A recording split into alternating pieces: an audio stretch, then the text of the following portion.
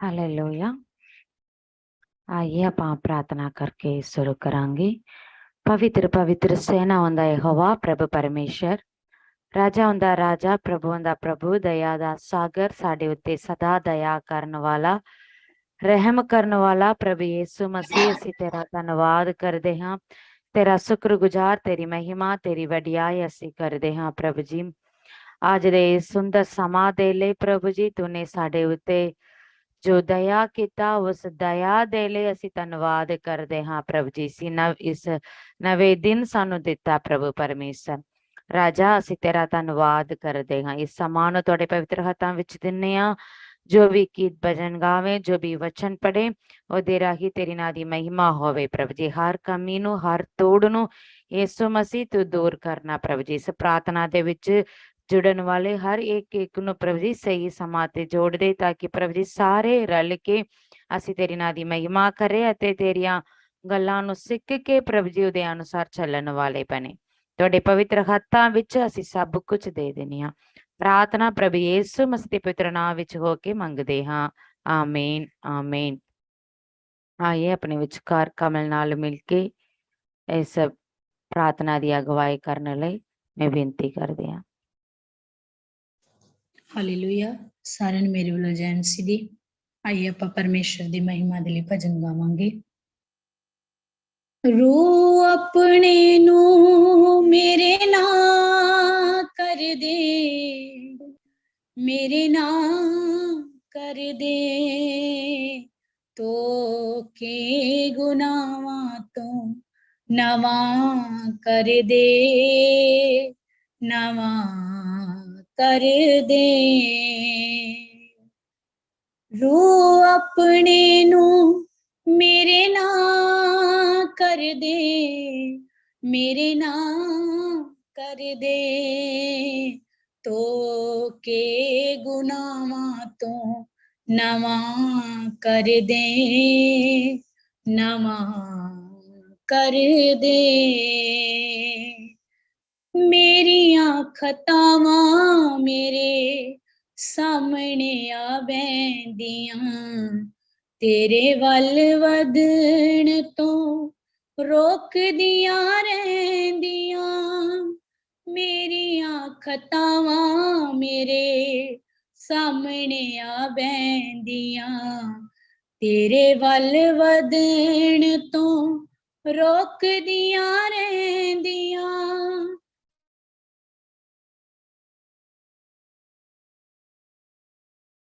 दियां सारियां रुकावटां परां कर दे, परां कर दे। सारियां रुकावटां परां कर दे, परां कर दे। मेरियां गुनाहां तैथों दूर कर छड्डिया, सुक्की होई रुख वांगू कल्ला कर छड्डिया। मेरियां गुनाहां तैथों दूर कर छड्डिया, सुक्की होई रुख वांगू कल्ला कर छड्डिया। सुक्की होई रुख वांगू कल्ला कर छड्डिया। सारियां रुकावटां परां कर दे, परां कर दे। जिंदगी दा पानी भी हरा कर दे, हरा कर दे। रू अपने नू मेरे ना कर दे, मेरे ना कर दे, तो के गुनाहां तो नवा कर दे, नवा कर दे। तेरे वल यीशु अखां वेखदियां रहिंदियां, तेरी हजूरी लई ਤਰਸਦੀਆਂ ਰਹਿੰਦੀਆਂ ਤੇਰੇ ਵੱਲ ਯਿਸੂ ਅੱਖਾਂ ਵੇਖਦੀਆਂ ਰਹਿੰਦੀਆਂ ਤੇਰੀ ਹਜ਼ੂਰੀ ਲਈ ਤਰਸਦੀਆਂ ਰਹਿੰਦੀਆਂ ਦੇ ਹਜ਼ੂਰੀ ਯਿਸੂ ਹਾਂ ਕਰ ਦੇ ਹਾਂ ਕਰ ਦੇ ਹਜ਼ੂਰੀ ਯਿਸੂ ਹਾਂ ਕਰ ਦੇ ਹਾਂ ਕਰ ਦੇ ਰੂ ਆਪਣੇ ਨੂੰ ਮੇਰੇ ਨਾਲ ਕਰ ਦੇ ਮੇਰੇ ਨਾਲ ਕਰ ਦੇ ਸੋ ਕੇ ਗੁਨਾਹਾਂ ਤੋਂ ਨਵਾਂ ਕਰ ਦੇ ਨਵਾਂ ਕਰ ਦੇ ਤੋ ਕੇ ਗੁਨਾਹਾਂ ਤੋਂ ਨਵਾਂ ਕਰ ਦੇ ਨਵਾਂ ਕਰ ਦੇ ਮੇਰੀਆਂ ਖਤਾਵਾਂ ਮੇਰੇ ਸਾਹਮਣੇ ਆ ਬਹਿੰਦੀਆਂ ਤੇਰੇ ਵੱਲ ਵਧਣ ਤੋਂ ਰੋਕਦੀਆਂ ਰਹਿੰਦੀਆਂ ਤੇਰੇ ਵੱਲ ਵਧਣ ਤੋਂ ਰੋਕਦੀਆਂ ਰਹਿੰਦੀਆਂ ਸਾਰੀਆਂ ਰੁਕਾਵਟਾਂ ਪਰਾਂ ਕਰ ਦੇ ਪਰਾਂ ਕਰ ਦੇ ਸਾਰੀਆਂ ਰੁਕਾਵਟਾਂ ਪਰਾਂ ਕਰ ਦੇ ਪਰਾਂ ਕਰ ਦੇ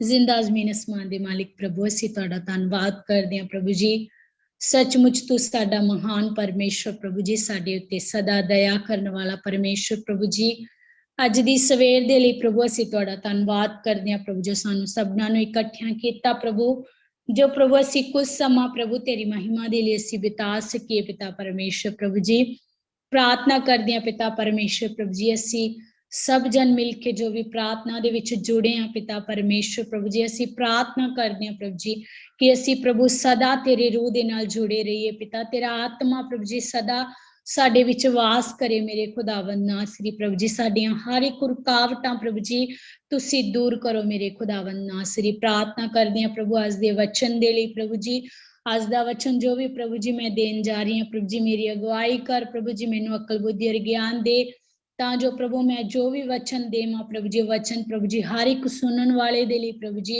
ਇੱਕ ਵੱਡੀ ਆਸ਼ੀਸ਼ ਤੇ ਬਰਕਤ ਦਾ ਪ੍ਰਭੂ ਜੀ ਇੱਕ ਕਾਰਨ ਹੋਵੇ ਪ੍ਰਭੂ ਜੀ ਇੱਕ ਜੀਵਨ ਦੇ ਵਿੱਚ ਚੰਗੀ ਸੇਧ ਦੇਣ ਵਾਲਾ ਪ੍ਰਭੂ ਜੀ ਕਾਰਨ ਬਣੇ ਪਿਤਾ ਪਰਮੇਸ਼ਰ ਪ੍ਰਭੂ ਜੀ ਤੂੰ ਮੇਰੇ ਉੱਤੇ ਦਇਆ ਕਰ ਔਰ ਪ੍ਰਭੂ ਹਰ ਇੱਕ ਉੱਤੇ ਦਇਆ ਕਰ ਜੋ ਵਚਨਾਂ ਨੂੰ ਸੁਣਨ ਪ੍ਰਭੂ ਜੀ ਉਹਨਾਂ ਦੇ ਜੀਵਨ ਦੇ ਵਿੱਚ ਤੂੰ ਵੱਡੇ ਵੱਡੇ ਚਮਤਕਾਰਾਂ ਨੂੰ ਕਰਨਾ ਅਸੀਂ ਜੋ ਕੁਝ ਮੰਗਿਆ ਤੁਸੀਂ ਦਿੱਤਾ ਪ੍ਰਾਰਥਨਾ ਪ੍ਰਭੂ ਯਿਸੂ ਮਸੀਹ ਦੇ ਪਵਿੱਤਰ ਨਾਮ ਵਿੱਚ ਮੰਗਦੇ ਹਾਂ ਆਮੀਨ ਆਮੀਨ ਹਾਲੇਲੂਇਆ ਸੋ ਮੈਂ ਪਰਮੇਸ਼ਵਰ ਦਾ ਬਹੁਤ ਧੰਨਵਾਦ ਕਰਦੀ ਹਾਂ ਕਿ ਪਰਮੇਸ਼ਵਰ ਨੇ ਮੈਨੂੰ ਅੱਜ ਇਸ ਸਮਾਂ ਬਖਸ਼ਿਆ ਕਿ ਮੈਂ ਤੁਹਾਡੇ ਸਾਹਮਣੇ ਕੁਝ ਵਚਨਾਂ ਨੂੰ ਲੈ ਕੇ ਉਸ ਪਰਮੇਸ਼ਵਰ ਦੇ ਵਚਨ ਦੀ ਸੇਵਕਾਈ ਨੂੰ ਕਰ ਸਕਾਂ ਸੋ ਮੈਂ ਤੁਹਾਡੇ ਸਾਹਮਣੇ ਇੱਕ ਵਚਨ ਨੂੰ ਦੱਸਣਾ ਚਾਹੁੰਦੀ ਹਾਂ ਕਿ ਇਤਿਹਾਸਿਕ ਗੱਲਾਂ ਨੂੰ ਜਾਣਦੇ ਹੋਏ ਵੀ ਅਤੇ ਉਸ ਦੁਆਰੇ ਕੀਤੇ ਹੋਏ ਕੰਮਾਂ ਨੂੰ ਆਪਾਂ ਕਦੇ ਵੀ ਨਾ ਭੁੱਲੀਏ ਕਿਉਂਕਿ ਪਰਮੇਸ਼ਵਰ ਹਰ ਇੱਕ ਦੇ ਜੀਵਨ ਦੇ ਵਿੱਚ ਬਹੁਤ ਵੱਡੇ ਵੱਡੇ ਅਚਰਜ ਕੰਮਾਂ ਨੂੰ ਕਰਦਾ ਹੈ ਪਰ ਇਨਸਾਨ ਕਈ ਵਾਰ ਉਸਨੂੰ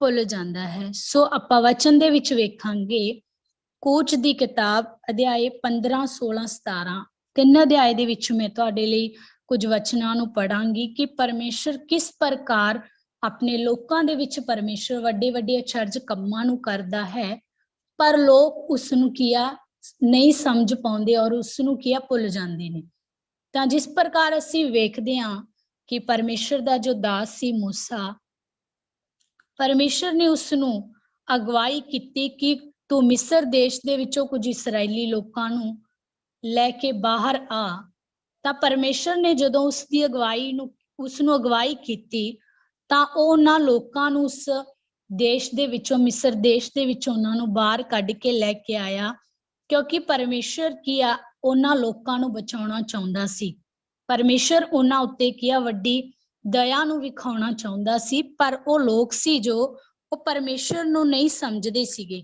ਉਹ ਥੋੜੀ ਥੋੜੀ ਗੱਲ ਦੇ ਲਈ ਕਿਹਾ ਪਰਮੇਸ਼ਰ ਉੱਤੇ, ਪਰਮੇਸ਼ਰ ਦੇ ਦਾਸ ਉੱਤੇ ਕਿਹਾ ਬਹੁਤ ਹੀ ਬੁੜਬੜਾਉਂਦੇ ਸੀ। ਤਾਂ ਜਦੋਂ ਅਸੀਂ 15 ਅਧਿਆਏ ਦੇ 22 ਵਚਨ ਨੂੰ ਪੜ੍ਹਦੇ ਹਾਂ ਤਾਂ ਵਚਨ ਦੇ ਵਿੱਚ ਲਿਖਿਆ, ਮੂਸਾ ਨੇ ਇਸਰਾਇਲ ਨੂੰ ਲਾਲ ਸਮੁੰਦਰ ਤੋਂ ਤੋਰ ਦਿੱਤਾ। ਉਹ ਸ਼ੂਰ ਦੀ ਉਜਾੜ ਨੂੰ ਨਿਕਲੇ ਅਤੇ 3 ਦਿਨ ਉਜਾੜ ਵਿੱਚ ਦੀ ਤੁਰੇ ਗਏ, ਪਰ ਉਹਨਾਂ ਨੂੰ ਪਾਣੀ ਨਾ ਲੱਭਾ। ਹਾਲੇਲੂਇਆ। ਤਾਂ ਜਦੋਂ ਕੀਆ ਪਰਮੇਸ਼ਰ ਨੇ ਉਹਨਾਂ ਦੀ ਅਗਵਾਈ ਕੀਤੀ ਤਾਂ ਉਹਨਾਂ ਨੇ ਲਾਲ ਸਮੁੰਦਰ ਨੂੰ ਕੀਆ ਪਾਰ ਕੀਤਾ। ਤਾਂ ਉਸ ਤੋਂ ਬਾਅਦ ਜਦੋਂ ਉਹ ਆਪਣੇ ਰਾਸਤੇ ਨੂੰ ਚੱਲੇ ਜਿੱਥੇ ਪਰਮੇਸ਼ਰ ਉਹਨਾਂ ਨੂੰ ਲੈ ਕੇ ਜਾਣਾ ਚਾਹੁੰਦਾ ਸੀ, ਤਾਂ ਉਸ ਜਗ੍ਹਾ ਦੇ ਵਿੱਚ ਕੀਆ ਪਾਣੀ ਨਹੀਂ ਸੀ। ਤਾਂ ਉਹ ਮੂਸਾ ਦੇ ਅੱਗੇ ਬੁੜਬੁੜਾਉਣ ਲੱਗੇ ਕਿ ਅਸੀਂ ਕੀ ਪੀਏ। ਤਾਂ ਮੂਸਾ ਨੇ ਕਿਹਾ, ਪਰਮੇਸ਼ਰ ਦੇ ਅੱਗੇ ਦੁਹਾਈ ਦਿੱਤੀ, ਤਾਂ ਯਹੋਵਾ ਨੇ ਕਿਹਾ ਉਹਨਾਂ ਦੀ ਮਦਦ ਕੀਤੀ। ਪਰ ਜਦੋਂ ਉਹ ਉਸ ਪਾਣੀ ਦੇ ਕੋਲ ਗਏ ਸੀ ਤਾਂ ਉਹ ਪਾਣੀ ਸੀ ਕੌੜਾ ਸੀ। ਤਾਂ ਫਿਰ ਉਹ ਮੂਸਾ ਨੂੰ ਕਿਹਾ, ਕਹਿਣ ਲੱਗੇ ਕਿ ਇਹ ਪਾਣੀ ਕੌੜਾ। ਤਾਂ ਉਸ ਨੂੰ ਬੋਲਣ ਲੱਗੇ। ਫਿਰ ਉਸਨੇ ਪਰਮੇਸ਼ਰ ਦੇ ਅੱਗੇ ਦੁਹਾਈ ਦਿੱਤੀ। ਤਾਂ ਯਹੋਵਾ ਨੇ ਉਹਨੂੰ ਇੱਕ ਬਿਰਛ ਵਿਖਾ ਲਿਆ। ਉਸਨੇ ਉਹਨੂੰ ਪਾਣੀ ਵਿੱਚ ਸੁੱਟਿਆ ਤਾਂ ਪਾਣੀ ਮਿੱਠਾ ਹੋ ਗਿਆ। ਉੱਥੇ ਉਸਨੇ ਉਹਨਾਂ ਲਈ ਇੱਕ ਵਿਧੀ ਅਤੇ ਕਾਨੂੰਨ ਠਹਿਰਾਇਆ ਅਤੇ ਉੱਥੇ ਉਸਨੇ ਉਹਨਾਂ ਨੂੰ ਪਰਖ ਲਿਆ। ਸੋ ਸੱਚਮੁੱਚ ਉਸ ਜਗ੍ਹਾ ਦੇ ਵਿੱਚ ਪਰਮੇਸ਼ਰ ਨੇ ਕੀ ਉਹਨਾਂ ਨੂੰ ਪਰਖ ਲਿਆ, ਕਿਉਂਕਿ ਪਰਮੇਸ਼ਰ ਵਫਾਦਾਰ ਸੀ। ਪਰਮੇਸ਼ਰ ਉਹਨਾਂ ਲੋਕਾਂ ਨੂੰ ਬਚਾਉਣਾ ਚਾਹੁੰਦਾ ਸੀ, ਪਰ ਉਹ ਲੋਕ ਸੀ ਜੋ ਪਰਮੇਸ਼ਰ ਨੂੰ ਕਿਹਾ ਨਹੀਂ ਸਮਝ ਸਕੇ ਸੀ। ਉਹ ਸਿਰਫ ਆਪਣੀਆਂ ਦੁਨਿਆਵੀ ਲੋੜਾਂ ਨੂੰ ਹੀ ਕਿਹਾ ਅੱਗੇ ਰੱਖ ਰਹੀ ਸੀ। ਤਾਂ ਪਰਮੇਸ਼ਰ ਇੰਨੀ ਸਾਮਰਥ ਰੱਖਣ ਵਾਲਾ ਪਰਮੇਸ਼ਰ ਹੈ ਕਿ ਉਸ ਕੌੜੇ ਪਾਣੀ ਨੂੰ ਵੀ ਕਿਹਾ ਉਸ ਪਰਮੇਸ਼ਰ ਨੇ ਕਿਹਾ ਇੱਕ ਰੁੱਖ ਦੇ ਦੁਆਰਾ ਕੀ ਉਸ ਨੂੰ ਮਿੱਠਾ ਕਰ ਦਿੱਤਾ। ਪਰ ਉਹ ਫੇਰ ਵੀ ਜਦੋਂ ਆਪਾਂ ਅੱਗੇ ਵੇਖਾਂਗੇ, ਉਹ ਪਰਮੇਸ਼ਰ ਦੇ ਕੀ ਮਕਸਦ ਨੂੰ ਨਹੀਂ ਜਾਣਦੇ, ਪਰਮੇਸ਼ਰ ਦੀ ਵਫਾਦਾਰੀ ਨੂੰ ਨਹੀਂ ਜਾਣਦੇ, ਪਰਮੇਸ਼ਰ ਦੀ ਮੁਕਤੀ ਨੂੰ ਉਹ ਨਹੀਂ ਸਮਝਦੇ। ਤਾਂ ਕਈ ਵਾਰ ਆਪਣੇ ਜੀਵਨ ਦੇ ਵਿੱਚ ਵੀ ਕੁਝ ਇਸ ਪ੍ਰਕਾਰ ਦੀਆਂ ਗੱਲਾਂ ਹੁੰਦੀਆਂ ਨੇ ਕਿ ਆਪਾਂ ਕੀ ਥੋੜੇ ਮੋਟੇ ਦੁੱਖਾਂ ਨੂੰ ਲੈ ਕੇ ਆਪਾਂ ਪਰਮੇਸ਼ਰ ਦੇ ਸਾਹਮਣੇ, ਪਰਮੇਸ਼ਰ ਦੇ ਲੋਕਾਂ ਦੇ ਸਾਹਮਣੇ ਆਪਾਂ ਕੀ ਪਰਮੇਸ਼ਰ ਨੂੰ ਕੀ ਘੱਟ ਸਮਝਦੇ ਆ, ਉਹਦੀ ਸਾਮਰਥ ਨੂੰ ਕੀ ਘੱਟ ਸਮਝਦੇ ਆ। ਸੋ ਮੈਂ ਤੁਹਾਡੇ ਸਾਹਮਣੇ ਅੱਜ ਇਸ ਗੱਲ ਨੂੰ ਹੀ ਦੱਸਣਾ ਚਾਹੁੰਦੀ ਹਾਂ ਕਿ ਜਦੋਂ ਆਪਾਂ ਇਹਨਾਂ ਇਤਿਹਾਸਿਕ ਗੱਲਾਂ ਨੂੰ ਜਾਣਦੇ ਹਾਂ, ਜਦੋਂ ਆਪਾਂ ਪਰਮੇਸ਼ਰ ਦੇ ਅਚਰਜ ਕੰਮਾਂ ਨੂੰ ਆਪਾਂ ਵੇਖਦੇ ਹਾਂ, ਤਾਂ ਕਈ ਵਾਰ ਕੀ ਆਪਾਂ ਉਹਨਾਂ ਗੱਲਾਂ ਨੂੰ ਆਪਾਂ ਸਮਝਣ ਦੇ ਵਿੱਚ ਕੀ ਅਸਮਰਥ ਹੁੰਦੇ ਆ। ਸੋ ਆਪਾਂ ਨੂੰ ਚਾਹੀਦਾ ਕਿ ਆਪਾਂ ਪਰਮੇਸ਼ਰ ਦੀ ਸਾਮਰਥ ਨੂੰ ਸਮਝੀਏ, ਉਹਦੀ ਵਫਾਦਾਰੀ ਨੂੰ ਸਮਝੀਏ, ਉਹਦੀ ਮੁਕਤੀ ਨੂੰ ਆਪਾਂ ਜਾਣੀਏ, ਕਿਉਂਕਿ ਪਰਮੇਸ਼ਰ ਨੇ ਆਪਾਂ ਨੂੰ ਮੁਕਤੀ ਦਿੱਤੀ। ਉਸਨੇ ਆਪਣੇ ਪੁੱਤਰ ਨੂੰ ਆਪਣੇ ਲਈ ਕਿਹਾ ਬਖਸ਼ ਦਿੱਤਾ। ਸੋ ਫਿਰ ਵੀ ਆਪਾਂ ਉਸ ਪਰਮੇਸ਼ਰ ਦੀ ਸਾਮਰਥ ਨੂੰ ਕਈ ਵਾਰ ਆਪਾਂ ਨਹੀਂ ਸਮਝਦੇ। ਤਾਂ ਜਦੋਂ ਆਪਾਂ ਅੱਗੇ ਵਚਨ ਨੂੰ ਪੜ੍ਹਦੇ ਹਾਂ, 26 ਵਚਨ ਦੇ ਵਿੱਚ ਆਪਾਂ ਪੜ੍ਹਦੇ ਹਾਂ ਤਾਂ ਉਸਦੇ ਵਿੱਚ ਲਿਖਿਆ ਕਹਿੰਦਾ, ਔਰ ਉਸਨੇ ਆਖਿਆ ਜੇ ਤੁਸੀਂ ਰੀਝ ਨਾਲ ਯਹੋਵਾ ਆਪਣੇ ਪਰਮੇਸ਼ਰ ਦੀ ਆਵਾਜ਼ ਸੁਣੋਗੇ ਔਰ ਜਿਹੜਾ ਉਸ ਦੀਆਂ ਅੱਖਾਂ ਵਿੱਚ ਭਲਾ ਹੈ ਸੋ ਤੁਸੀਂ ਉਹ ਕਰੋਗੇ ਔਰ ਉਸਦੇ ਹੁਕਮਾਂ ਉੱਤੇ ਕੰਨ ਲਾਓਗੇ ਔਰ ਉਸ ਦੀਆਂ ਸਾਰੀਆਂ ਵਿਧੀਆਂ ਨੂੰ ਮੰਨੋਗੇ, ਤਾਂ ਜਿਹੜੀਆਂ ਬਿਮਾਰੀਆਂ ਮੈਂ ਮਿਸਰੀਆਂ ਉੱਤੇ ਪਾਈਆਂ ਹਨ ਤੁਹਾਡੇ ਉੱਤੇ ਨਹੀਂ ਪਾਵਾਂਗਾ, ਕਿਉਂ ਜੋ ਮੈਂ ਯਹੋਵਾ ਤੁਹਾਨੂੰ ਨਰੋਇਆ ਕਰਨ ਵਾਲਾ ਪਰਮੇਸ਼ਰ ਹੈ। ਸੋ ਪਰਮੇਸ਼ਰ ਦਾ ਇੱਥੇ ਅਸੀਂ ਇੱਕ ਮਕਸਦ ਵੇਖਦੇ ਹਾਂ ਕਿ ਪਰਮੇਸ਼ਰ ਉਸ ਮਿਸਰ ਦੇਸ਼ ਦੇ ਵਿੱਚ ਕੀ ਆ ਬਿਮਾਰੀ ਨੂੰ ਪਾਉਣਾ ਚਾਹੁੰਦਾ ਸੀ, ਸ਼ਰਾਪ ਨੂੰ ਦੇਣਾ ਚਾਹੁੰਦਾ ਸੀ, ਪਰ ਇਸਰਾਏਲੀਆਂ ਦੇ ਨਾਲ ਕੀ ਸੀ, ਪਰਮੇਸ਼ਰ ਵਫਾਦਾਰ ਸੀ। ਇਸ ਕਰਕੇ ਪਰਮੇਸ਼ਰ ਉਹਨਾਂ ਨੂੰ ਕੀ ਆ ਉਸ ਦੇਸ਼ ਦੇ ਵਿੱਚੋਂ ਕੀ ਆ ਬਾਹਰ ਕੱਢ ਕੇ ਲੈ ਕੇ ਆਇਆ। ਪਰ ਉਹ ਲੋਕ ਸੀ ਜੋ ਉਸਦੀ ਸਾਮਰਥ ਨੂੰ ਨਹੀਂ ਸਮਝਦੇ ਸੀ, ਉਸਦੀ ਵਫਾਦਾਰੀ ਨੂੰ ਨਹੀਂ ਸਮਝਦੀ ਸੀ। ਤਾਂ ਜਦੋਂ ਆਪਾਂ ਅੱਗੇ ਵੇਖਦੇ ਹਾਂ ਕਿ ਪਰਮੇਸ਼ਰ ਨੇ ਉਹਨਾਂ ਦੇ ਲਈ ਐਡਾ ਵੱਡਾ ਚਮਤਕਾਰ ਕੀਤਾ, ਪਾਣੀ ਨੂੰ ਪਰਮੇਸ਼ਰ ਨੇ ਉਹਨਾਂ ਦੇ ਲਈ ਮਿੱਠਾ ਕੀਤਾ, ਉਹ ਅੱਗੇ ਜਾ ਕੇ ਫੇਰ ਪਰਮੇਸ਼ਰ ਦੇ ਨਾਲ ਉਸਦੇ ਦਾਸ ਦੇ ਨਾਲ ਕੀ ਬੁੜਬੁੜਾਉਂਦੇ ਨੇ। ਤਾਂ ਜਦੋਂ ਆਪਾਂ 16 ਦੇ ਵਿੱਚ ਪਹਿਲੇ ਵਚਨ ਤੋਂ ਪੜ੍ਹਦੇ ਹਾਂ, ਫਿਰ ਉਹਨਾਂ ਨੇ ਏਲੀਮ ਤੋਂ ਕੂਚ ਕੀਤਾ ਔਰ ਇਸਰਾਏਲੀਆਂ ਦੀ ਸਾਰੀ ਮੰਡਲੀ ਸੀਨ ਦੀ ਉਜਾੜ ਵਿੱਚ ਜਿਹੜੀ ਏਲੀਮ ਅਤੇ ਸਿਨਈ ਦੇ ਵਿਚਕਾਰ ਹੈ, ਦੂਜੇ ਮਹੀਨੇ ਦੇ 15ਵੇਂ ਦਿਨ ਉਹਨਾਂ ਨੇ ਮਿਸਰ ਦੇਸ਼ ਤੋਂ ਨਿਕਲਣ ਦੇ ਮਗਰੋਂ ਆਈ ਔਰ ਇਸਰਾਏਲੀਆਂ ਦੀ ਸਾਰੀ ਮੰਡਲੀ ਮੂਸਾ ਅਤੇ ਹਾਰੂਨ ਨਾਲ ਉਜਾੜ ਵਿੱਚ ਕੁੜਨ ਲੱਗੀ ਔਰ ਇਸਰਾਏਲੀਆਂ ਨੇ ਉਹਨਾਂ ਨੂੰ ਆਖਿਆ, ਸਾਨੂੰ ਮਿਸਰ ਦੇਸ਼ ਵਿੱਚ ਯਹੋਵਾ ਦੇ ਹੱਥੋਂ ਕਿਉਂ ਨਾ ਮਰ ਜਾਣ ਦਿੱਤਾ, ਜਦ ਅਸੀਂ ਮਾंस ਦੀਆਂ ਤੋੜੀਆਂ ਕੋਲ ਬੈਠਦੇ ਅਤੇ ਰੱਜ ਕੇ ਰੋਟੀ ਖਾਂਦੇ ਸਾਂ, ਪਰ ਤੁਸੀਂ ਸਾਨੂੰ ਇਸ ਉਜਾੜ ਵਿੱਚ ਕੱਢ ਲਿਆਏ ਹੋ ਤਾਂ ਜੋ ਤੁਸੀਂ ਇਹ ਸਾਰੀ ਸਭਾ ਨੂੰ ਭੁੱਖ ਨਾਲ ਮਾਰ ਸੁੱਟੋ। ਹਾਲੇਲੂਇਆ। ਸੋ ਸੱਚਮੁੱਚ ਉਰੇ ਵੀ ਜਦੋਂ ਅਸੀਂ ਵੇਖਦੇ ਹਾਂ ਤਾਂ ਉਹ ਪਰਮੇਸ਼ਰ ਨੂੰ ਕੀ ਆ ਨਹੀਂ ਸਮਝ ਪਾਉਂਦੇ ਕਿ ਜਦੋਂ ਪਰਮੇਸ਼ਰ ਨੇ ਸਾਡੇ ਲਈ ਪਾਣੀ ਦਿੱਤਾ ਤਾਂ ਉਹ ਰੋਟੀ ਨਹੀਂ ਦੇਵੇਗਾ। ਪਰਮੇਸ਼ਰ ਨੇ ਕੀ ਆ ਪਾਣੀ ਨੂੰ ਸਾਡੇ ਲਈ ਮਿੱਠਾ ਕੀਤਾ ਤਾਂ ਹੁਣ ਪਰਮੇਸ਼ਰ ਸਾਡੇ ਲਈ ਰੋਟੀ ਨਹੀਂ ਦੇਵੇਗਾ।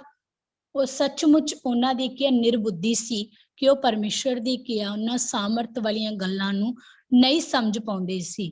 ਤਾਂ ਜਦੋਂ ਆਪਾਂ ਅੱਗੇ ਵੇਖਦੇ ਹਾਂ ਕਿ ਫਿਰ ਯਹੋਵਾ ਨੇ ਮੂਸਾ ਨੂੰ ਆਖਿਆ, ਵੇਖੋ ਮੈਂ ਤੁਹਾਡੇ ਲਈ ਆਕਾਸ਼ ਤੋਂ ਰੋਟੀ ਵਰਾਵਾਂਗਾ ਔਰ ਪਰਜਾ ਬਾਹਰ ਜਾ ਕੇ ਇੱਕ ਦਿਨ ਦਾ ਸਿੱਧਾ ਉਸੇ ਦਿਨ ਵਿੱਚ ਇਕੱਠਾ ਕਰੇ ਤਾਂ ਜੋ ਮੈਂ ਉਹਨੂੰ ਪਰਖਾਂ ਭਈ ਉਹ ਮੇਰੀ ਵਿਵਸਥਾ ਉੱਤੇ ਚੱਲਦੀ ਹੈ ਕਿ ਨਹੀਂ।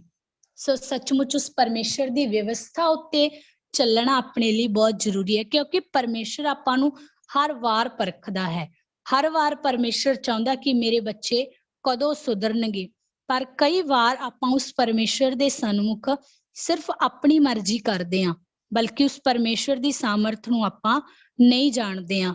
ਇਹ ਸਭ ਗੱਲਾਂ ਆਪਾਂ ਜਾਣਦੇ ਹਾਂ, ਪਰ ਕਈ ਵਾਰ ਆਪਾਂ ਆਪਣੇ ਜੀਵਨ ਦੇ ਵਿੱਚ ਜਦੋਂ ਇਹਨਾਂ ਗੱਲਾਂ ਨੂੰ ਆਪਾਂ ਵਾਪਰਦੇ ਹੋਏ ਵੇਖਦੇ ਹਾਂ, ਇਹਨਾਂ ਇਤਿਹਾਸਿਕ ਗੱਲਾਂ ਨੂੰ ਆਪਾਂ ਆਪਣੇ ਜੀਵਨ ਦੇ ਵਿੱਚ ਵੇਖਦੇ ਹਾਂ, ਤਾਂ ਆਪਾਂ ਉਸ ਸਮੇਂ ਇਹਨਾਂ ਵਚਨਾਂ ਨੂੰ ਕਈ ਵਾਰ ਆਪਾਂ ਭੁੱਲ ਬੈਠਦੇ ਹਾਂ।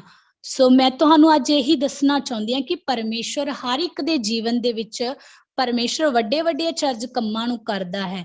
ਸੋ ਆਪਾਂ ਨੂੰ ਚਾਹੀਦਾ ਆਪਾਂ ਕਦੇ ਵੀ ਕੀ ਹੈ ਇਹਨਾਂ ਗੱਲਾਂ ਨੂੰ ਆਪਾਂ ਨਾ ਭੁੱਲੀਏ।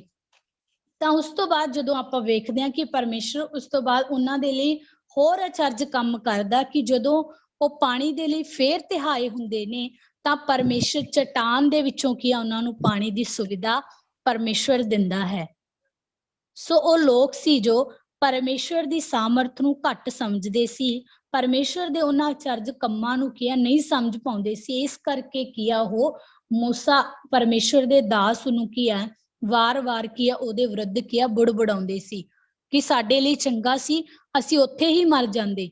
ਪਰ ਉਹ ਪਰਮੇਸ਼ਰ ਦੀ ਮੁਕਤੀ ਨੂੰ ਨਹੀਂ ਵੇਖ ਸਕੇ, ਉਹ ਪਰਮੇਸ਼ਰ ਦੀ ਮੁਕਤੀ ਨੂੰ ਨਾ ਸਮਝ ਸਕੇ ਕਿ ਪਰਮੇਸ਼ਰ ਸਾਡੇ ਲਈ ਮੁਕਤੀ ਦੇਣਾ ਚਾਹੁੰਦਾ ਹੈ।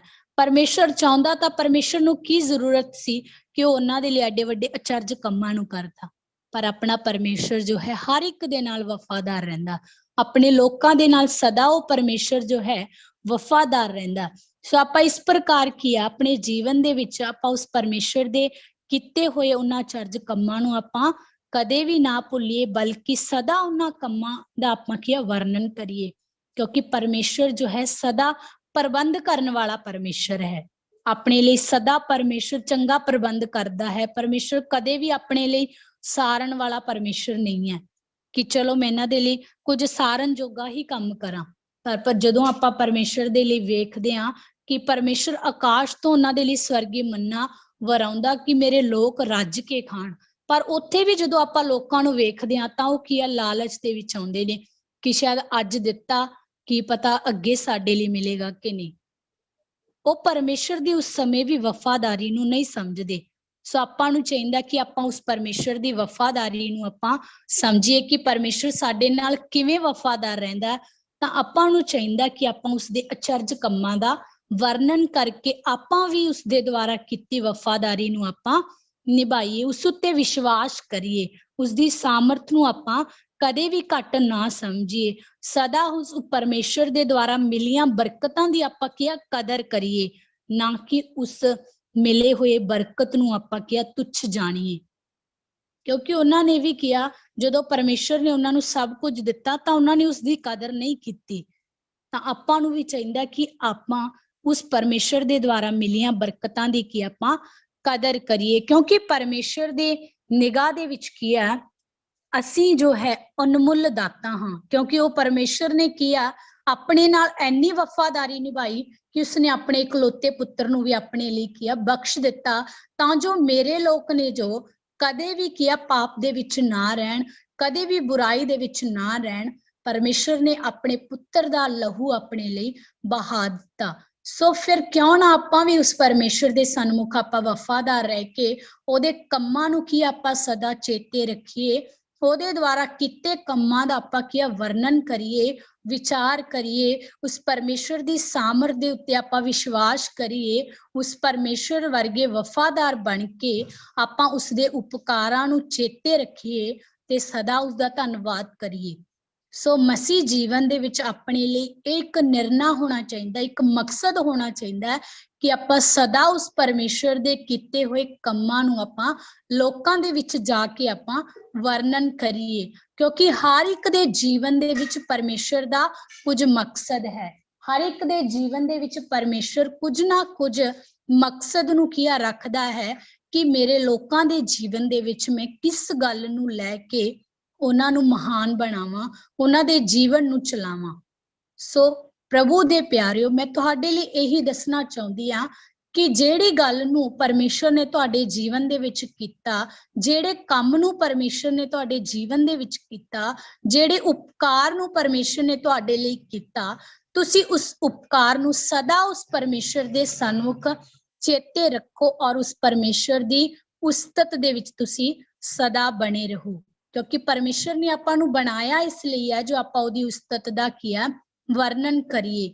ਅੱਜ ਤੋੜੀ ਆਪਾਂ ਨੂੰ ਪਰਮੇਸ਼ਰ ਨੇ ਸੰਭਾਲ ਕੇ ਇਸ ਲਈ ਰੱਖਿਆ ਜੋ ਆਪਾਂ ਉਹਦੇ ਉਪਕਾਰਾਂ ਨੂੰ ਚੇਤੇ ਰੱਖੀਏ ਕਿ ਪਰਮੇਸ਼ਰ ਜੋ ਆਪਣੇ ਉਪਕਾਰ ਆਪਣੇ ਜੀਵਨ ਦੇ ਵਿੱਚ ਕਰਦਾ ਆ ਰਿਹਾ, ਸੋ ਆਪਾਂ ਉਹਨਾਂ ਨੂੰ ਚੇਤੇ ਰੱਖੀਏ। ਔਰ ਪਰਮੇਸ਼ਰ ਨੇ ਅੱਜ ਤੋੜੀ ਆਪਾਂ ਨੂੰ ਜਿਉਂਦੇ ਇਸ ਲਈ ਰੱਖਿਆ ਜੋ ਆਪਾਂ ਉਹਦੇ ਉਪਕਾਰਾਂ ਦਾ ਵਿਚਾਰ ਕਰੀਏ, ਕਿਉਂਕਿ ਜੋ ਇਨਸਾਨ ਜਿਉਂਦੀ ਜਾਨ ਹੈ ਉਹੀ ਕੀ ਆ ਲੋਕਾਂ ਦੇ ਵਿੱਚ ਪਰਮੇਸ਼ਰ ਦਾ ਕੀ ਆ ਵਚਨ ਨੂੰ ਦੇ ਸਕਦਾ, ਉਹਦੇ ਉਪਕਾਰਾਂ ਨੂੰ ਕੀ ਆ ਵੰਡ ਸਕਦਾ। ਜੋ ਪਰਮੇਸ਼ਰ ਨੇ ਉਹਨਾਂ ਦੇ ਜੀਵਨ ਦੇ ਵਿੱਚ ਕੰਮ ਕੀਤੇ ਆ, ਉਹਨਾਂ ਦੀ ਅਗਵਾਈ ਦੇ ਜਰੀਏ ਕੀ ਆ ਉਹਨਾਂ ਨੂੰ ਲੋਕਾਂ ਦੇ ਵਿਚਕਾਰ ਉਹ ਰੱਖ ਸਕਦਾ। ਸੋ ਅੱਜ ਆਪਾਂ ਵੀ ਇਹੀ ਗੱਲ ਦਾ ਨਿਰਣਾ ਕਰੀਏ ਕਿ ਪਰਮੇਸ਼ਰ ਨੇ ਜੇ ਮੈਨੂੰ ਬਣਾਇਆ ਤਾਂ ਮੈਂ ਉਹਦੀ ਉਸਤਤ ਕਰਾਂ, ਜੇ ਪਰਮੇਸ਼ਰ ਨੇ ਮੈਨੂੰ ਅੱਜ ਤੋੜੀ ਸੰਭਾਲਿਆ ਤਾਂ ਮੈਂ ਉਹਦੇ ਉਪਕਾਰਾਂ ਨੂੰ ਸਦਾ ਚੇਤੇ ਰੱਖਾਂ, ਜੇ ਪਰਮੇਸ਼ਰ ਨੇ ਅੱਜ ਤੋੜੀ ਮੈਨੂੰ ਜਿਉਂਦਾ ਰੱਖਿਆ ਤਾਂ ਮੈਂ ਉਹਦੇ ਉਪਕਾਰਾਂ ਦਾ ਵਿਚਾਰ ਕਰਾਂ ਤੇ ਹਰ ਹਾਲ ਦੇ ਵਿੱਚ ਉਸ ਪਰਮੇਸ਼ਵਰ ਦਾ ਧੰਨਵਾਦ ਕਰਾਂ।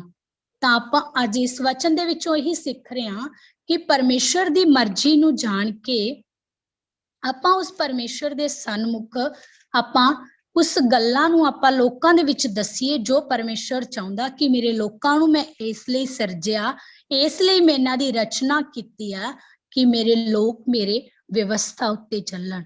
ਤਾਂ ਜਦੋਂ ਅਸੀਂ ਜ਼ਬੂਰਾਂ ਦੀ ਪੋਥੀ ਅਧਿਆਇ 78 ਦੇ ਵਿੱਚ ਪੜ੍ਹਦੇ ਹਾਂ ਤਾਂ ਉਸਦੇ ਵਿੱਚ ਵੀ ਲਿਖਿਆ ਕਹਿੰਦਾ, ਹੇ ਮੇਰੀ ਪਰਜਾ ਮੇਰੀ ਵਿਵਸਥਾ ਉੱਤੇ ਆਪਣਾ ਕੰਨ ਧਰੋ, ਆਪਣੇ ਕੰਨ ਮੇਰੇ ਮੁੱਖ ਵਾਕਾਂ ਉੱਤੇ ਲਾਓ, ਮੈਂ ਆਪਣਾ ਮੂੰਹ ਦ੍ਰਿਸ਼ਟਾਂਤਾਂ ਵਿੱਚ ਖੋਲਾਂਗਾ, ਮੈਂ ਪੁਰਾਣੀਆਂ ਸਮਿਆਂ ਦੀਆਂ ਬੁਝਾਰਤਾਂ ਉਚਾਰਾਂਗਾ, ਜਿਹੜੀਆਂ ਅਸਾਂ ਸੁਣੀਆਂ ਅਤੇ ਜਾਤੀਆਂ ਅਤੇ ਸਾਡੇ ਪਿਓ ਦਾਦਿਆਂ ਨੇ ਸਾਨੂੰ ਦੱਸੀਆਂ, ਅਸੀਂ ਉਹਨਾਂ ਦੀ ਅੰਸ਼ ਤੋਂ ਨਾ ਲੁਕਾਵਾਂਗੇ, ਸਗੋਂ ਆਉਣ ਵਾਲੀ ਪੀੜ੍ਹੀ ਨੂੰ ਯਹੋਵਾ ਦੀ ਉਸਤਤ ਅਤੇ ਉਸ ਦੀ ਸ਼ਕਤੀ ਅਤੇ ਅਚਰਜ ਕੰਮ ਜੋ ਉਸਨੇ ਕੀਤੇ ਦੱਸਾਂਗੇ। ਉਸਨੇ ਤਾਂ ਯਾਕੂਬ ਵਿੱਚ ਇੱਕ ਸਾਖੀ ਕਾਇਮ ਕੀਤੀ ਅਤੇ ਇਸਰਾਇਲ ਵਿੱਚ ਇੱਕ ਵਿਵਸਥਾ ਠਹਿਰਾਈ, ਜਿਹਦਾ ਹੁਕਮ ਉਸਨੇ ਸਾਡੇ ਪਿਓ ਦਾਦਿਆਂ ਨੂੰ ਦਿੱਤਾ ਭਈ ਉਹ ਆਪਣੀ ਅੰਸ਼ ਨੂੰ ਸਿਖਾਉਣ। ਹਾਲੇਲੂਇਆ। ਸੋ ਸੱਚਮੁੱਚ ਪਰਮੇਸ਼ਰ ਆਪਣੇ ਤੋਂ ਇਹੀ ਚਾਹੁੰਦਾ ਕਿ ਜੋ ਵਿਵਸਥਾ ਮੈਂ ਮੇਰੇ ਲੋਕਾਂ ਦੇ ਲਈ ਠਹਿਰਾਈ ਆ ਕਿ ਮੇਰੇ ਲੋਕ ਮੇਰੀ ਉਸਤਤ ਕਰਨ, ਮੇਰੇ ਲੋਕ ਮੇਰੇ ਉਪਕਾਰਾਂ ਦਾ ਵਰਣਨ ਕਰਨ, ਮੇਰੇ ਉਪਕਾਰਾਂ ਨੂੰ ਸਦਾ ਚੇਤੇ ਰੱਖਣ, ਤਾਂ ਆਪਾਂ ਨੂੰ ਚਾਹੀਦਾ ਕਿ ਆਪਾਂ ਉਸ ਪਰਮੇਸ਼ਰ ਦੇ ਉਹਨਾਂ ਮੁੱਖ ਵਾਕਾਂ ਉੱਤੇ ਕੀ ਆਪਾਂ ਕੰਨ ਲਾਈਏ, ਉਹਨਾਂ ਦਾ ਆਪਾਂ ਵਿਚਾਰ ਕਰੀਏ। ਤਾਂ ਜਦੋਂ ਆਪਾਂ ਇਹਨਾਂ ਗੱਲਾਂ ਨੂੰ ਆਪਾਂ ਆਪਣੇ ਜੀਵਨ ਦੇ ਵਿੱਚ ਕੀ ਆ ਧਾਰਨ ਕਰਾਂਗੇ, ਇਹਨਾਂ ਗੱਲਾਂ ਨੂੰ ਆਪਾਂ ਆਪਣੇ ਜੀਵਨ ਦੇ ਵਿੱਚ ਲੈ ਕੇ ਆਵਾਂਗੇ, ਤਾਂ ਉਹ ਪਰਮੇਸ਼ਰ ਸਾਡੇ ਜੀਵਨ ਦੇ ਵਿੱਚ ਹੋਰ ਵੀ ਵੱਡੇ ਵੱਡੇ ਅਚਰਜ ਕੰਮਾਂ ਨੂੰ ਕਰੇਗਾ। ਸੋ ਆਪਾਂ ਨੂੰ ਚਾਹੀਦਾ ਕਿ ਆਪਾਂ ਸਦਾ ਇਹਨਾਂ ਗੱਲਾਂ ਤੇ ਆਪਾਂ ਧਿਆਨ ਕਰੀਏ ਤਾਂ ਜੋ ਆਪਣੀ ਆਉਣ ਵਾਲੀ ਪੀੜ੍ਹੀ ਹੈ ਜੋ ਉਹ ਵੀ ਪਰਮੇਸ਼ਰ ਦੀ ਉਸਤਤ ਦਾ ਵਰਣਨ ਕਰੇ। ਸੋ ਜਦੋਂ ਆਪਾਂ ਇਸ ਵਚਨਾਂ ਦੇ ਵਿੱਚ ਆਪਾਂ ਸਿੱਖਦੇ ਹਾਂ, ਇਹਨਾਂ ਵਚਨਾਂ ਨੂੰ ਆਪਾਂ ਆਪਣੇ ਜੀਵਨ ਦੇ ਵਿੱਚ ਆਪਾਂ ਲੈ ਕੇ ਆਵਾਂਗੇ ਤਾਂ ਪਰਮੇਸ਼ਰ ਆਪਣੇ ਉੱਤੇ ਸਦਾ ਦਇਆ ਕਰੇਗਾ। ਤਾਂ ਜਦੋਂ ਅਸੀਂ ਇਬਰਾਨੀਆਂ ਦੀ ਪੱਤਰੀ ਉਹਦੇ ਵਿੱਚ ਪੜ੍ਹਦੇ ਹਾਂ 10 ਦੇ 23 ਵਚਨ ਨੂੰ ਪੜ੍ਹਦੇ ਹਾਂ ਤਾਂ ਉਸਦੇ ਵਿੱਚ ਵੀ ਲਿਖਿਆ, ਅਸੀਂ ਆਸ ਦੇ ਸੱਚੇ ਇਕਰਾਰ ਨੂੰ ਤਕੜਾਈ ਨਾਲ ਫੜੀ ਰੱਖੀਏ ਕਿਉਂਕਿ ਜਿਹਨੇ ਵਾਅਦਾ ਕੀਤਾ ਹੈ ਉਹ ਵਫਾਦਾਰ ਹੈ। ਹਾਲੇਲੂਇਆ। ਸੋ ਸੱਚਮੁੱਚ ਆਪਣਾ ਪਰਮੇਸ਼ਰ ਵਫਾਦਾਰ ਹੈ, ਉਹ ਜੋ ਵੀ ਆਪਣੇ ਨਾਲ ਵਾਅਦਾ ਕਰਦਾ ਹੈ ਉਹ ਆਪਣੇ ਨਾਲ ਜ਼ਰੂਰ ਪੂਰਾ ਕਰੇਗਾ। ਸੋ ਅੱਜ ਪਰਮੇਸ਼ਰ ਆਪਣੇ ਨਾਲ ਇਹੀ ਵਾਅਦਾ ਕਰਦਾ ਹੈ ਕਿ ਜੇ ਤੁਸੀਂ ਮੇਰੇ ਉਹਨਾਂ ਉਪਕਾਰਾਂ ਨੂੰ, ਉਹਨਾਂ ਅਚਰਜ ਕੰਮਾਂ ਨੂੰ ਤੁਸੀਂ ਚੇਤੇ ਰੱਖੋਗੇ, ਉਹਨਾਂ ਦਾ ਵਿਚਾਰ ਕਰੋਗੇ, ਤਾਂ ਮੈਂ ਤੁਹਾਡੀ ਅੰਸ਼ ਨੂੰ ਬਹਾਲ ਕਰਾਂਗਾ, ਤੁਹਾਡੇ ਘਰਾਣੇ ਨੂੰ ਬਹਾਲ ਕਰਾਂਗਾ। ਤਾਂ ਆਪਾਂ ਨੂੰ ਚਾਹੀਦਾ ਕਿ ਆਪਾਂ ਇਸ ਗੱਲ ਉੱਤੇ ਆਪਾਂ ਧਿਆਨ ਕਰੀਏ, ਉਸ ਪਰਮੇਸ਼ਵਰ ਦੇ ਵਚਨਾਂ ਨੂੰ ਲੈ ਕੇ ਆਪਾਂ ਆਸ ਦੇ ਸੱਚੇ ਹੋ ਕੇ ਉਸ ਇਕਰਾਰ ਨੂੰ ਤਕੜਾਈ ਨਾਲ ਆਪਾਂ ਫੜੀ ਰੱਖੀਏ, ਕਿਉਂਕਿ ਉਹ ਪਰਮੇਸ਼ਰ ਕੀ ਹੈ? ਸਦਾ ਵਫਾਦਾਰ ਪਰਮੇਸ਼ਰ ਹੈ। ਜੋ ਵੀ ਉਹ ਵਾਅਦਾ ਕਰਦਾ ਹੈ, ਉਸ ਵਾਅਦੇ ਲਈ ਦੇਰ ਹੋ ਸਕਦੀ ਹੈ, ਪਰ ਉਸ ਵਾਅਦੇ ਤੋਂ ਪਰਮੇਸ਼ਰ ਕਦੇ ਵੀ ਬਦਲਣ ਵਾਲਾ ਪਰਮੇਸ਼ਰ ਨਹੀਂ ਹੈ ਕਿ ਮੈਂ ਜੋ ਵਾਅਦਾ ਕੀਤਾ ਉਸ ਨੂੰ ਛੱਡ ਕੇ ਮੈਂ ਕੋਈ ਹੋਰ ਗੱਲ ਉਹਨਾਂ ਦੇ ਲਈ ਪੂਰੀ ਕਰਾਂ। ਸੋ ਤੁਹਾਡੇ ਜੀਵਨ ਦੇ ਵਿੱਚ ਜੋ ਵੀ ਪਰਮੇਸ਼ਰ ਨੇ ਵਾਅਦਾ ਕੀਤਾ, ਉਹ ਵਾਅਦੇ ਨੂੰ ਪਰਮੇਸ਼ਰ ਜ਼ਰੂਰ ਤੁਹਾਡੇ ਲਈ ਪੂਰਾ ਕਰੇਗਾ। ਪਰ ਆਪਾਂ ਨੂੰ ਜ਼ਰੂਰਤ ਹੈ ਕਿ ਆਪਾਂ ਉਸ ਪਰਮੇਸ਼ਰ ਦੀ ਸਾਮਰਥ ਨੂੰ ਆਪਾਂ ਕਦੇ ਵੀ ਘੱਟ ਨਾ ਸਮਝੀਏ। ਜੇਕਰ ਤੁਹਾਡੇ ਜੀਵਨ ਦੇ ਵਿੱਚ ਪਰਮੇਸ਼ਰ ਨੇ ਇੱਕ ਚਮਤਕਾਰ ਕੀਤਾ, ਤਾਂ ਤੁਸੀਂ ਅਗਲੇ ਚਮਤਕਾਰ ਦੇ ਲਈ ਪਰਮੇਸ਼ਰ ਨੂੰ ਐਵੇਂ ਨਾ ਸਮਝੋ ਕਿ ਇਹ ਕੰਮ ਸ਼ਾਇਦ ਹੀ ਹੋਵੇਗਾ, ਕਿਉਂਕਿ ਪਰਮੇਸ਼ਰ ਦੇ ਲਈ ਕੋਈ ਵੀ ਗੱਲ ਅਣਹੋਣੀ ਨਹੀਂ ਹੈ। ਸਭ ਕੁਝ ਪਰਮੇਸ਼ਰ ਦੇ ਲਈ ਸੰਭਵ ਹੈ, ਪਰ ਆਪਣੀ ਸੋਚ ਨੂੰ ਬਦਲਣ ਦੀ ਆਪਾਂ ਨੂੰ ਜ਼ਰੂਰਤ ਹੈ। ਜਦੋਂ ਆਪਾਂ ਵਚਨ ਦੇ ਵਿੱਚ ਪੜ੍ਹਦੇ ਹਾਂ, ਪਹਿਲਾ ਤਸਲੁਕੀਆ ਦੇ ਵਿੱਚ ਆਪਾਂ ਪੜ੍ਹਦੇ ਹਾਂ 5:16 ਤੋਂ ਲੈ ਕੇ 19 ਵਚਨ ਤੱਕ ਪੜ੍ਹਦੇ ਹਾਂ, ਤਾਂ ਉਹਦੇ ਵਿੱਚ ਲਿਖਿਆ ਕਹਿੰਦਾ, ਸਦਾ ਆਨੰਦ ਰਹੋ, ਨਿਤ ਪ੍ਰਾਰਥਨਾ ਕਰੋ, ਹਰ ਹਾਲ ਵਿੱਚ ਧੰਨਵਾਦ ਕਰੋ, ਕਿਉਂ ਜੋ ਤੁਹਾਡੇ ਲਈ ਮਸੀਹ ਯਿਸੂ ਵਿੱਚ ਪਰਮੇਸ਼ਰ ਦੀ ਇਹੋ ਇੱਛਾ ਹੈ।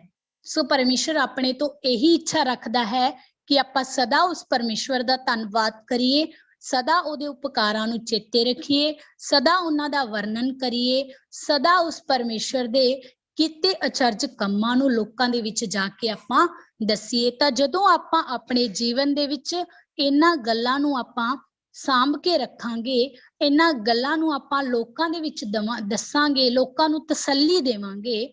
ਵਚਨ ਦੱਸਦਾ, ਕਹਿੰਦਾ ਇਸ ਕਾਰਨ ਤੁਸੀਂ ਇੱਕ ਦੂਏ ਨੂੰ ਤਸੱਲੀ ਦਿਓ ਅਤੇ ਇੱਕ ਦੂਏ ਦੀ ਉન્નਤੀ ਕਰੋ ਜਿਵੇਂ ਤੁਸੀਂ ਕਰਦੇ ਵੀ ਹੋ।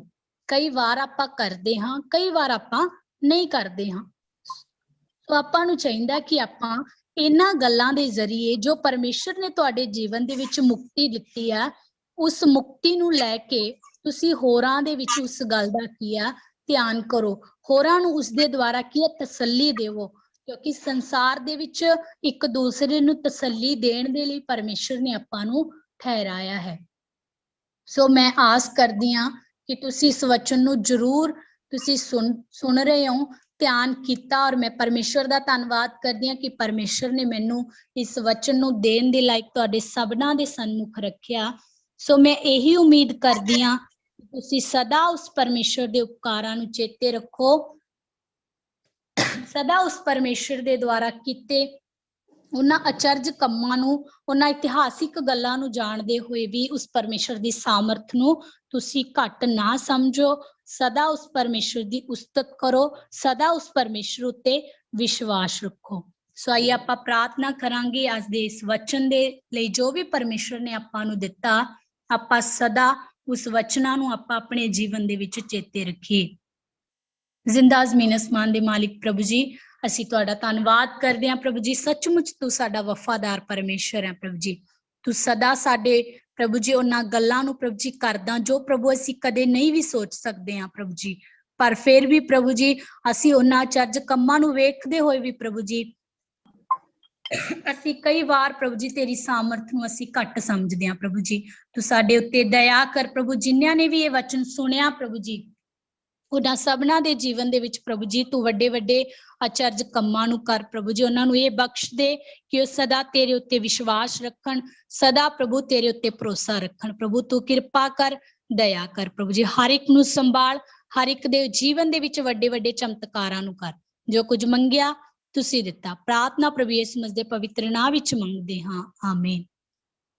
ਹੇ ਮੇਰੀ ਜਾਨ ਯਹੋਵਾ ਨੂੰ ਮੁਬਾਰਕ ਆਖ, ਅਤੇ ਜੋ ਕੁਝ ਮੇਰੇ ਦਿਲ ਦੇ ਅੰਦਰ ਹੈ ਉਸਦੇ ਪਵਿੱਤਰ ਨਾਮ ਨੂੰ। ਹੇ ਮੇਰੀ ਜਾਨ ਯਹੋਵਾ ਨੂੰ ਮੁਬਾਰਕ ਆਖ, ਅਤੇ ਉਸਦੇ ਸਾਰੇ ਉਪਕਾਰ ਨਾ ਵਿਸਾਰ, ਆਮੀਨ। ਆਮੀਨ ਆਮੀਨ।